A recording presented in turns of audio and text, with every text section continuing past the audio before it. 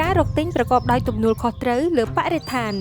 សាកស្រមៃដល់ការឈរចំបេះដូងនៃព្រៃលិចទឹកបុរាណមួយមានដើមឈើខ្ពស់ៗលាតសន្ធឹងពេញមេឃដែលចាក់ឫសយ៉ាងជ្រៅទៅក្នុងដីដែលសម្បូរដោយជីជាតិដង្ហើមនៃប្រព័ន្ធអេកូឡូស៊ីនេះគឺជាខែលដ៏រឹងមាំបំផុតមួយជួយដល់អាកាសធាតុនៃភពផែនដីរបស់យើងតែទូទាំងពិភពលោកព្រៃឈើកាន់តែច្រើនកំពុងបាត់រូបរាងវាកំពុងត្រូវបានរុករានដោយឧស្សាហកម្មការពង្រីកក្រុងនិងសូម្បីតែការផលិតនៃវត្ថុធាតុដើមដែលប្រើក្នុងចំណីសត្វរបស់យើងព្រៃឈើដើរតួជាប្រព័ន្ធធម្មជាតិដ៏មានប្រសិទ្ធភាពបំផុតក្នុងការផ្ទុកកាបូនដើមឈើស្រូបយកកាបូនឌីអុកស៊ីតរក្សាទុកក្នុងតួខ្លួនមែកនិងឫសរបស់វា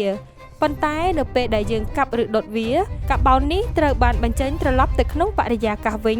คล้ายខ្លួនពីប្រព័ន្ធអេកូឡូស៊ីដ៏ប្រពៃមួយទៅជាកត្តារួមចំណែកបំពុលឧស្ម័នផ្ទះកញ្ចក់និងធ្វើឲ្យអាកាសធាតុប្រែប្រួលប៉ុន្តែការកាប់បំផ្លាញព្រៃឈើមិនគ្រាន់តែប៉ះពាល់ដល់ដើមឈើនោះទេដីនៅក្រោមនោះអោបជាប់កាបូនរាប់សតវត្សរ៍ហើយវាត្រូវបានប៉ះពាល់វាបញ្ចេញឧស្ម័នផ្ទះកញ្ចក់ដូចជាកាបូនឌីអុកស៊ីតនិងអុកស៊ីតនីត្រាតដែលខ្លាំងជាងកាបូនឌីអុកស៊ីតរហូតទៅដល់300ដងនេះមិនត្រឹមតែប៉ះពាល់ដល់បម្រែបម្រួលអាកាសធាតុប៉ុណ្ណោះទេវាក៏កាត់បន្ថយជីជាតិដីធ្វើឲ្យដីខ្សោះផលិតភាពសម្រាប់មនុស្សជំនាន់ក្រោយដើរតួជាឃ្លាំងស្តុកកាបូនព្រៃឈើក៏គ្រប់គ្រងវដ្តទឹកនៃភពផែនដីផងដែរ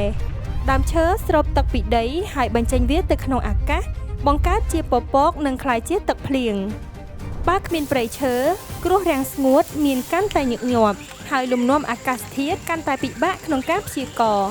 តម្រូវការឈប់កាប់បំផ្លាញព្រៃឈើគឺស្ថិតនៅក្នុងភាពបន្ទាន់ខ្លាំងប្រសិនបើយើងមិនចាត់វិធានការឥឡូវនេះយើងប្រឈមនឹងការខូចខាតអាកាសធាតុដែលគ្មានថ្ងៃត្រឡប់ដូចដើមវិញទាំងប្រព័ន្ធអេកូឡូស៊ីនិងប្រព័ន្ធទឹកផងដែរនៅ The Hearst យើងយកចិត្តទុកដាក់លើការកាប់បំផ្លាញព្រៃឈើនោះជាមូលហេតុដែលយើងបដិញ្ញាចិត្តក្នុងការប្រើប្រាស់កាកសណ្តែកសៀងនិងប្រេងដូងដែលមិនបំពានព្រៃឈើនៅក្នុងចំណីរបស់យើង